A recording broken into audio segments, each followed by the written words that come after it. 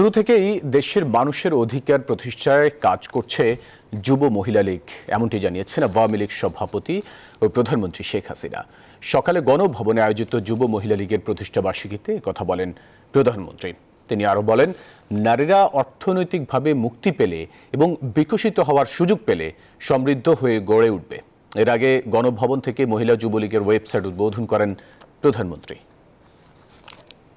সমাজের অর্ধেক পিছনে পড়ে থাকলে সেই সমাজ কখন উঠে দাঁড়াতে পারে না, সেই দেশের উন্নতি হতে পারে না। এ কথাটা জাতির পিতা বঙ্গবন্ধু শেখ মুজিবই বলতেন। এবং মেয়েদের শিক্ষা তিনি অবৈতনিক করে দিয়েছিলেন। পার্লামেন্টে মেয়েদের জন্য আলাদা সিটের কোটা করে দিয়েছিলেন। চাকরি ক্ষেত্রে নির্যাতিত মা বোন যারা, সেই নির্যাতিত মেয়েদের এবং নারীদের চাকরির ক্ষেত্রে আলাদা 10% কোটা তিনি ব্যবস্থা করে দিয়েছেন, এই জন্য যে নারীরা যেন যথাযথভাবে সমাজের বিভিন্ন স্তরে তার স্থানটা করে নিতে পারে।